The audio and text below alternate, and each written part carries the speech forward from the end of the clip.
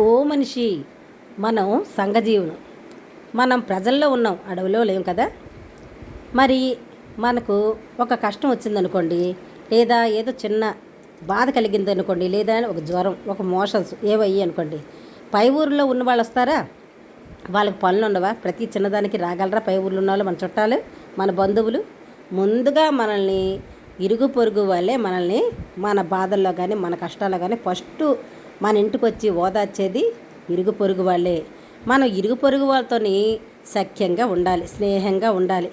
ఎవరో మంచివాళ్ళు కారు అని కొందరు ఉంటారు, మంచివాడు కాని వాళ్ళు కొందరు ఉంటారు. అందరూ మంచివాళ్ళు ఉండరు, కానీ అందరూ కూడా చెడ్డవాళ్ళు కాదు కదా.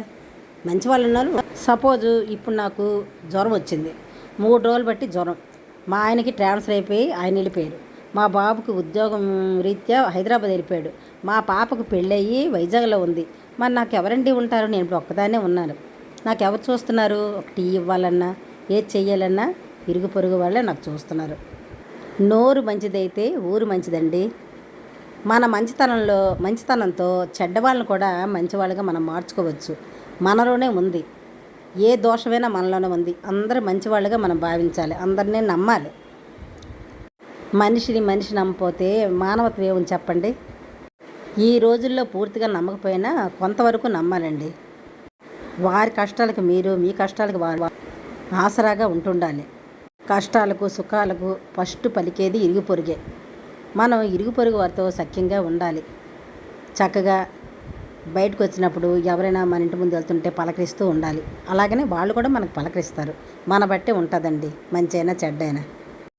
మనమే గొప్పలం అనుకుంటూ ఉంటే ఒంటరి వాళ్ళమే అవుతాం. ఎవ్వరు దరిచేరరు, ఏ కష్ట సుఖాలకు కూడా ఎవరూ రారు.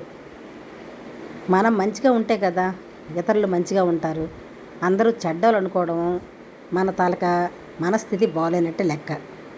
ఇరుగు పొరుగు వాళ్ళతో చక్కగా సఖ్యంగా ఉండండి. అందరూ కలిసిమెలిసి ఉండండి. అప్పుడు అందరూ ఉన్నారు నాకు అనే ధైర్యం వస్తుంది. ఆత్మ స్థితి బలం పెరుగుతుంది. ప్రతి మనిషిలోని కూడా పరమాత్మను చూడండి. ఆ పరమాత్మ మిమ్మల్ని తప్పక అనుగ్రహిస్తాడు, కాపాడుతాడు.